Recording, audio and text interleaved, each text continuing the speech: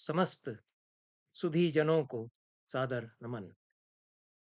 मैंने पिछले सप्ताह दो वक्तव्य महाभारत में श्री कृष्ण के चरित्र, विशेष रूप से उनकी राजनीति, उनकी रणनीति और उनकी भूमिका तथा महाभारत में आरण्यक पर्व और सभा पर्व में उनकी उपस्थितियां, स्वयंवर पर्व में सभा पर्व के अंतर्गत और तदनंतर आरण्यक पर्व में उनकी उपस्थितियों को लेकर के ये दो वक्तव्य मैंने दिए हैं।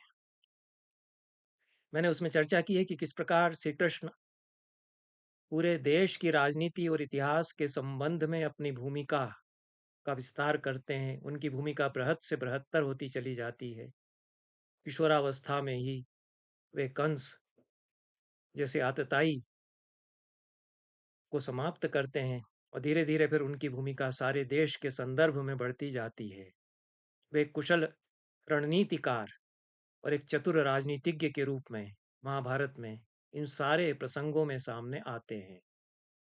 वे बहुत दूरदर्शी भी हैं और उनकी जो समझ है इतिहास की, भूगोल की और राजनीतिक संबंधों की, उसके कारण वे बहुत मान्य हो गए हैं। युधिष्ठिर उनको कितना सम्मान देते हैं। युधिष्ठिर तो परम नीतिज्ञ हैं और वे व्यक्ति को पहचानते हैं। युधिष्ठिर के चरित्र में हम बार बार यह देखते हैं। यद्यपि अपवाद भी कुछ प्रसंगों में आते हैं, उनके अपने व्यसन के कारण वे करते हैं, पर युधिष्ठिर को व्यक्ति की परख है और उसकी भूमिका कैसी कब होगी इसको युधिष्ठिर समझते हैं। इसलिए युधिष्ठिर उनको सम्मान देते हैं। यह भी इन प्रसंगों में हमने देखा।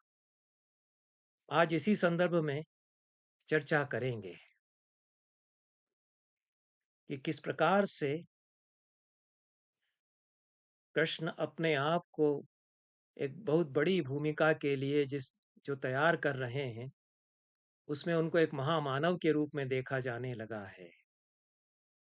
और यह प्रायः होता है कि एक ऐसा व्यक्ति जो समाज के लिए, देश के लिए बहुत बड़ी भूमिका का निर्वाह करता है, व्यक्तिगत स्वार्थों से परे उठ करके दूसरों के लिए सोचता है, उसे लोग ईश्वर के रूप में देखने लगते हैं। हमारे देखते देखते हमारे समय के ही कई लोगों को ईश्वर के रूप में लोग देख रहे हैं। यह तो हम सामने ही देख रहे हैं।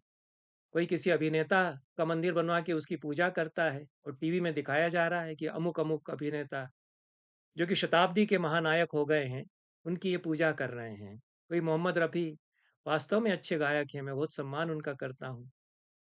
उनकी तस्वीर रख कर के रोज़ अगरबत्ती, दिया जला कर के उनकी पूजा करता है, वो उसके लिए देवता और ईश्वर हो गए हैं। गांधी के जीवन काल में गांधी को ईश्वर मानने वाले कई लोग थे।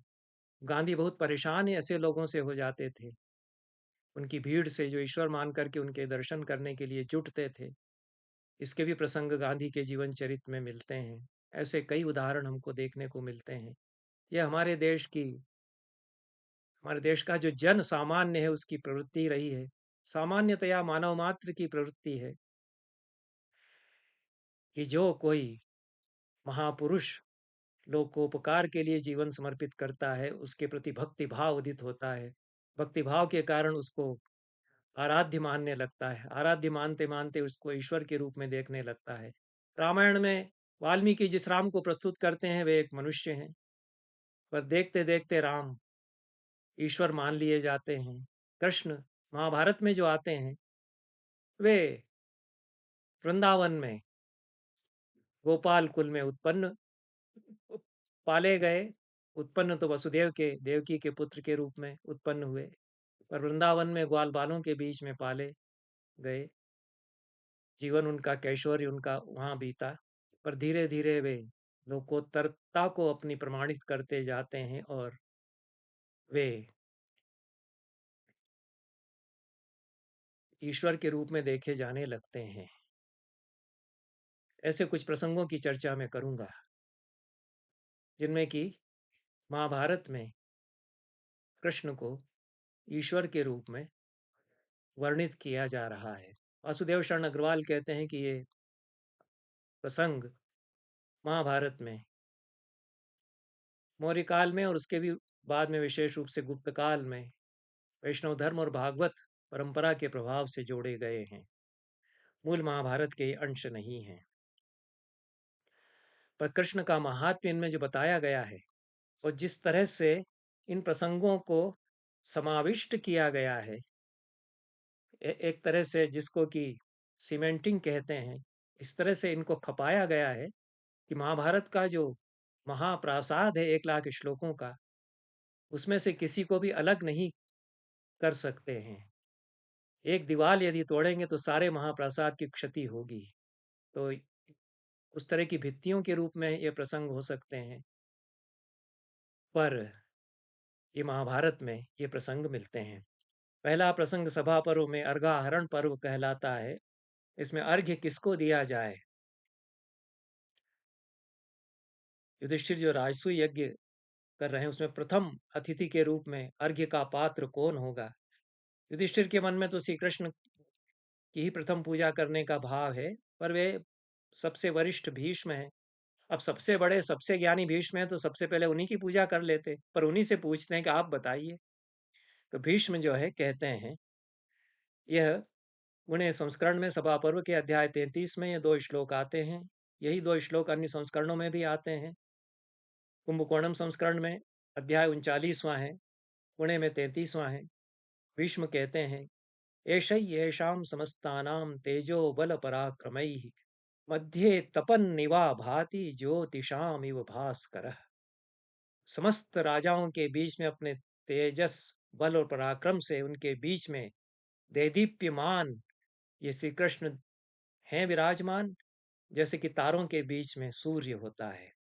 असूर्यमिव सूर्येण निर्वातमिव वायुना भासितम राधितम चैव कृष्णे नेदम सदोहिना। हमारी सदस्य हमारी सभा बिना सूर्य के थी, बिना वायु के थी। श्री कृष्ण के आते ही जैसे कि सूर्य आ गया, वायु बहने लगी, इसमें भासित हो गई, आह्लादित हो गई कृष्ण के द्वारा हमारी यह सभा। ऐसा कहते हैं। बहुत सुंदर काव्यात्मक शब्दावली में श्री कृष्ण क्या है, यहाँ लोकोत्तरता बताई गई श्री कृष्ण की, और धीरे धीरे श्री कृष्ण जो है अलोक सामान्य हो रहे हैं, यह भी एक बात उसमें सामने आती है। कुंभकोणम संस्करण में 39वें अध्याय में, पुणे संस्करण में अध्याय 33वें में सहदेव के द्वारा फिर पूजा कराई जाती है, अग्र पूजा जिसको कहा गया है श्री कृष्ण की। और फिर जो घटता है हम देखते हैं कि शिशुपाल सहन नहीं कर पाता, तो कैसे द्वंद्व वहां होने लगता है, और उसमें श्री कृष्ण का व्यक्तित्व फिर और भी लोकोत्तर रूप में सामने आता है। तो यह बड़े द्वंद्वों से, कष्टों से, संघर्षों से श्री कृष्ण गुजरते हैं। अपनी किशोरावस्था से लगाकर कितने कितने असुरों से उनको जूझना पड़ता है, कितने आक्रमण उन पर कराए जाते हैं उनके बचपन से लगा करके। फिर शिशुपाल, जरासंध और शाल्वराज उसका सौभ नगर को नष्ट करते हैं। तो यह अलौकिकता उनकी एक तरह से स्वीकारी जाने लगती है, और फिर ईश्वर को उनमें देखने लगते हैं। मेरा कहना यह है कि हम ही में ईश्वर है, हमारे भीतर ही ईश्वर है, हम नहीं पहचानते हैं। जिस दर्शन को मैं मानता हूं उसमें तो यही कहा गया कि शिव सर्वत्र है, हमारे भीतर भी शिव है, हमारी काया के भीतर ईश्वर है, हम नहीं पहचानते हैं। अभिनव गुप्त ने देहस्थ देवता स्तोत्र लिखा, देह के एक एक अंग में कैसे एक एक देवता विराजमान है और शिव फिर विराजमान है, उनको हम नहीं समझते हैं। जो लोग समझते हैं उनको, जो लोग जान जाते हैं अपने भीतर के ईश्वर को, उसके अनुसार आचरण करने लगते हैं, उनको ईश्वर, दूसरे लोग भी ईश्वर उनमें देखने लगते हैं। श्री कृष्ण इसी रूप में ईश्वर के रूप में देखे जा रहे हैं, ऐसा लगता है। दूसरा प्रसंग सभा पर्व के पश्चात या आरण्यक पर्व या वन पर्व में आता है, जिसकी चर्चा पिछले वक्तव्य में कर चुका हूं कि कैसे श्री कृष्ण को वृष्णि अंधक लोगों को जैसे ही पता चला कि पांडवों के साथ तो ऐसा कुछ हो गया, अनर्थ हो गया कि उनको वनवास दे दिया गया है, वो सब चल करके आते हैं, श्री कृष्ण उनके आगे आगे अगुवाई करते हुए आते हैं। इसकी चर्चा मैं पिछले वक्तव्य में कर चुका हूँ। वो श्री कृष्ण जिस तरह से वहाँ कहते हैं, उनको देखते ही 2 श्लोकों में वहाँ श्री कृष्ण का कथन है। उससे लगता है कि जो महामानव होता है, उसके भीतर परम करुणा और परम स्नेह भी होता है। नहीं तो महामानव नहीं बनेगा, नहीं तो फिर ईश्वर के रूप में प्रतिष्ठित नहीं होगा। पांडवों के लिए बड़ा स्नेह उनके मन में है, क्योंकि पांडव सताए गए हैं, अन्याय उनके साथ हुआ है। वो महावीर, महाशूर हैं, सज्जन हैं, न्याय की लड़ाई लड़ते हैं, अपना हक मांगते हैं। इसलिए श्री कृष्ण का स्नेह, करुणा पांडवों के प्रति है। तो ये जो 2 पद्यों में श्री कृष्ण के मुँह से महाभारत में कहलाया गया, जिसकी चर्चा मैंने पिछले वक्तव्य में की है, कि वे केवल इतना ही कहते हैं कि दुर्योधन, कर्ण, शकुनी और चौथा दुशासन, इन चारों का शोणित अब ये धरती पिएगी। पहला श्लोक। हम अब उसके पश्चात महाराज युधिष्ठिर का राज्याभिषेक करेंगे। इतना ही कहा कृष्ण ने। कैसे उन्होंने कहा होगा, करुणा कितनी, स्नेह कितना पांडवों के भीतर, उनकी दशा देख करके कितना भयावह क्रोध उनका। दोनों बातें छोटे छोटे 2 वाक्यों में सामने आ जाती हैं। अर्जुन बहुत चिंतित हो जाते हैं कृष्ण का यह रूप देख करके, क्योंकि अर्जुन को भी बड़ा स्नेह है श्री कृष्ण के लिए। इस पर मैं आगे कभी चर्चा करूंगा, श्री कृष्ण और अर्जुन का जो अनन्य संबंध है उसको लेकर के। तो ये असाधारण क्रोध है श्री कृष्ण का, जो कि महाकरुणा, महास्नेह से उपजा है। इसका वर्णन नहीं किया जा सकता, इसलिए वर्णन नहीं किया महाभारतकार ने। व्यास कितने महामती हैं। बाद में काव्यशास्त्र के आचार्यों ने कहा कि देवता के क्रोध का वर्णन नहीं होता, केवल यह कह दिया गया कि शिव के नेत्र से जो आग फूटी, देवता ऊपर से चिल्लाए चिल्लाए कि रोकिए रोकिए अपने क्रोध को प्रभु, तब तक राख बन गया कामदेव। कोई क्रोध का वर्णन नहीं किया, क्योंकि ऐसा असाधारण है, अवर्णनीय है शिव का क्रोध। ऐसा ही क्रोध कृष्ण का यहाँ पर है, जिसका वर्णन व्यास ने नहीं किया। केवल 2 वाक्य उनके मुख से कहला दिए, उससे में अनुमान करना पड़ता है सारे ध्वनि सिद्धांत के प्रतिमान लगा करके कि कैसा क्रोध, बाणवाग्नि चल रही होगी, हलचल कैसे धरती में भूकंप आने पर होती है वैसी हुई होगी, और कैसे ज्वार उठता है सागर में वैसा कुछ हुआ होगा। इसलिए उपमा तो दी है। चंद्रोदयारंभ इवाम्बु राशि, कालिदास ने वहां शंकर के लिए, कि चंद्रमा उगने पर सागर में जैसे ज्वार उठता है, उस तरह से ज्वार सा उठा उनके भीतर। बाकी उसका वर्णन नहीं किया जा सकता, क्रोध में क्या हुआ उनके भीतर। तो श्री कृष्ण के भीतर जो क्रोध था उसको केवल अर्जुन समझ गए। उन्होंने कहा कि इनको शांत कराना पड़ेगा, नहीं तो पता नहीं क्या करेंगे, क्योंकि कृष्ण जब क्रोधित होते हैं तो पता नहीं क्या करेंगे। महाभारत में भी युद्ध के बीच में वो 2 जगह फिर क्रोधित होते हैं, असाधारण कुछ करने लगते हैं, और उनको फिर स्तोत्र ही करना पड़ता है। फिर वहां भीष्म बड़ा सुंदर स्तोत्र करते हैं, तो अर्जुन कृष्ण की स्तुति करते हैं, और उसमें जो देवीकरण फिर कृष्ण का हो रहा है, उसकी प्रक्रिया हम देखते हैं। और यह आरण्यक पर्व में 13वें अध्याय में 10वें श्लोक से 36वें श्लोक तक 27 श्लोकों में यह वर्णन कराया गया। पुणे संस्करण में, कुंभकोणम संस्करण में श्लोक अधिक है, उसमें 33 श्लोक हैं। श्लोकों की संख्या 6 श्लोक बढ़ गए हैं, क्योंकि ये प्रक्रिया होती है और जोड़े जाते हैं कुछ और महात्म्य उनका बखान करने के लिए। तो यह पुणे संस्करण में 13वें अध्याय में 10वें से 36वें श्लोक तक 27 श्लोकों में, कुंभकोणम संस्करण में अध्याय 12 में 11वें से लेकर के 44वें श्लोक तक 33वें श्लोकों में यह प्रसंग आता है। अर्जुन को लगा कि ये जला डालेंगे। अर्जुना शमयामास दिदक्षन्तमिव प्रजा, सारे संसार को जैसे जला जला डालेंगे, ऐसा क्रोध उनके भीतर था। उसको शमन करने के लिए अर्जुन ने उनके जो पहले के चरित्र है उसका वर्णन करना आरंभ किया। संक्रुद्धम केशवम दृष्ट्वा पूर्व देवेशु फल्गुनः कीर्तयामास कर्माणि सत्य कीर्तेर महात्मनः। केशव को क्रुद्ध देख करके उनके कर्मों का वर्णन, महात्मा सत्य कीर्ति कृष्ण के कर्मों का वर्णन अर्जुन करने लगे। और वे अप्रमेय पुरुष हैं, सत्य स्वरूप हैं, अमित तेजस्वी हैं, विष्णु स्वरूप हैं, धीमान हैं। ऐसे उनके स्वरूप का वर्णन करते हुए अर्जुन ने कहा, दश वर्ष सहस्राणि यत्र सायं ग्रहो मुनि व्यचरस्त्वं पुरा कृष्ण पर्वते गंधमादन पर्वत पर 11,000 वर्षों तक आपने तप किया है। पुष्कर में आपने तप किया है, इतने इतने सहस्र वर्षों तक। विशाला नगरी में बद्री में आपने एक चरण पर खड़े होकर के बद्रिकाश्रम में वायुपान करते हुए तपस्या की है। कृष्णाजिन और उत्तरीय धारण करके कृशकाय धमनियों से केवल बचे हुए काया में आप थे वहां सरस्वती नदी के तट पर, और आपने तप किया था। हे महातेजस्वी कृष्ण, दिव्य सहस्र वर्षों तक आपने तप किया है, तो बहुत अधिक वर्ष हो गए हैं। इस प्रकार से लोक प्रवृत्ति के लिए आप तप करते रहे हैं। क्षेत्रज्ञ सर्वभूतानाम आदिरंतश्च केशवम निधानम तपसाम कृष्ण यज्ञस्तम च सनातन। आप क्षेत्रज्ञ हैं, सारे प्राणियों के आदि और अंत हैं, तपस्या के निधान हैं, यज्ञ स्वरूप हैं, योग करता है, सांख्य करता है, सारे योगों के करण और नियम आप हैं। नरकासुर का आपने संहार किया है, भौमासुर का संहार किया है, सारे उनके कर्मों का वर्णन फिर करने लगता है। किस प्रकार से आप मानुष मनुष्य समुदाय के बीच में प्रादुर्भूत हुए हैं अपने इस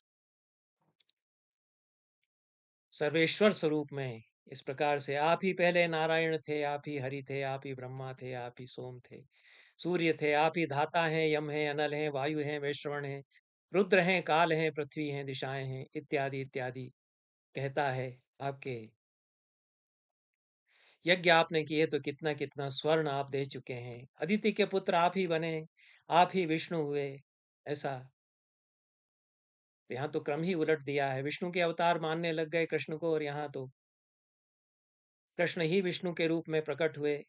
और इस प्रकार से आप ही वामन के रूप में अवतरित हुए, 3 कदमों से धरती को आपने नापा। यह सब कहता है। और कितने कितने पापियों का अंत आपने किया है। पहले आपने ही शुंभ निशुंभ का अंत किया, और शिशुपाल को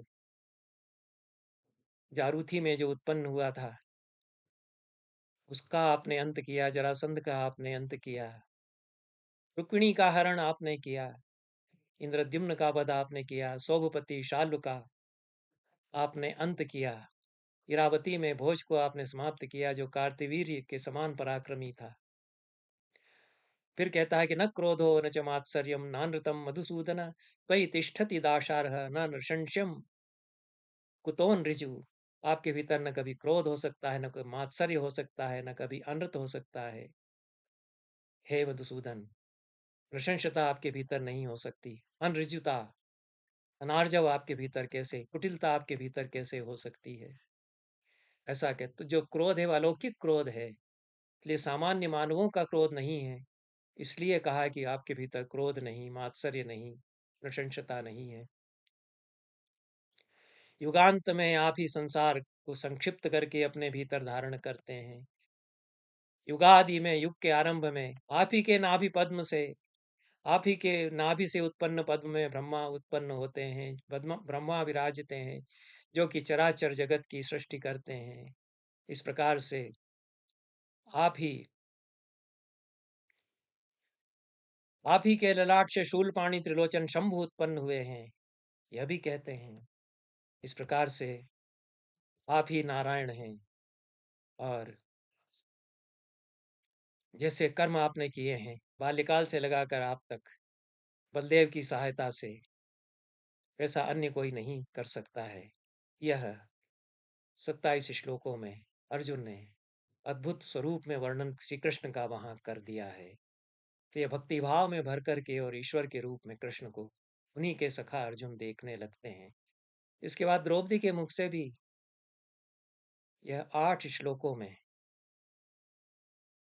पुनः पुनः संस्करण में, और 11 श्लोकों में दाक्षिणात्य संस्करण में यह कहलवाया गया। 12वें अध्याय के 52वें श्लोक से 62वें श्लोक तक 11 श्लोकों में कृष्ण की स्तुति द्रौपदी करती हैं। कुंभकोणम संस्करण में और समीक्षित पाठ संस्करण में 13वें अध्याय के 43वें श्लोक से 51वें श्लोक तक 8 श्लोकों में बहुत सुंदर पदावली है द्रौपदी के मुख से जो कहलवाई गई है। द्रौपदी कहती हैं, वासुदेव ऋषिकेश वासवावरजाच्युत देवदेवोसि देवानामिति द्वैपायनो ब्रवीत। यह कुंभकोणम संस्करण में श्लोक है, द्रौपदी के मुख से कहलवाया गया है। पूना संस्करण में यह श्लोक नहीं है। किस प्रकार से श्लोक अतिरिक्त भी जोड़े जा रहे हैं कृष्ण का महात्म्य बताने के लिए, आगे चल के पांडुलिपियों में या भागवत धर्म के अनुयायी जोड़ रहे हैं, यह भी इसमें हम देखते हैं। सुखतनकर ने भी इस पर लिखा है और वासुदेव शरण अग्रवाल ने भी लिखा है। द्रौपदी कहती हैं कि आप ही प्रजापति थे सृष्टि के आदि में, सारे लोकों के सृष्टा आप ही हैं। दिवल ऋषि ने इस रूप में आपका वर्णन किया है। आप ही विष्णु हैं, आप ही दुराधर्ष यज्ञ स्वरूप हैं, आप ही यष्टा हैं, आप ही यष्टव्य हैं। जामदग्नि ने इसी रूप में आपका वर्णन किया है और ऋषियों ने आपको सत्य रूप में वर्णन किया है। सत्य से यज्ञ रूप में आप उत्पन्न होते हैं। कश्यप ने इस रूप में आपका वर्णन किया है। आप देवताओं के भी देवता हैं, ईश्वरों के भी ईश्वर हैं, लोक भावन हैं, लोकेश हैं। नारद ने इस रूप में वर्णन किया है। और ब्रह्मा शंकर शक्र आदि देवताओं के साथ आप क्रीड़ा करते हैं। जैसे कि बच्चा खिलौनों के साथ खेलता है, उस तरह से इन देवताओं के साथ आप खेलते हैं। ब्रह्म शंकर शक्रादेव देव वृंदे ही पुनः पुनः क्रीड से तुम नरव्याघ्र बालः क्रीडन कैरिव। ऐसा कहलवाया गया है द्रौपदी के मुख से। जो लोक आपके मस्तक के ऊपर व्याप्त है, धरती आपके चरणों के नीचे व्याप्त है, जठर में आपके आकाश है और लोक सारे आपके भीतर समाये हुए हैं। विद्या तपोभितप्तानां तपसा भावितात्मनां आत्मदर्शन तृप्तानां ऋषीणाम असि सत्तमः। विद्या और तपस्या से तपे हुए, तपस्या से भावित आत्मा वाले, आत्मदर्शन से तृप्त हुए ऋषियों में आप सबसे बड़े ऋषि आप ही हैं। राजर्षियों में सबसे बड़े ऋषि आप ही हैं। सर्वधर्मोपपन्नानां त्वं गति पुरुषर्षभ। हे पुरुष पुरुष श्रेष्ठ, सब धर्मों से युक्त लोगों की गति भी आप ही हैं। त्वं प्रभुस्त्वं विभुश्च त्वं भूतात्मा त्वं विचेष्ट से लोकपालाश्च लोकाश्च नक्षत्राणि दिशो दश नभश्चंद्रश्च सूर्यश्च त्वयि सर्वं प्रतिष्ठितम्।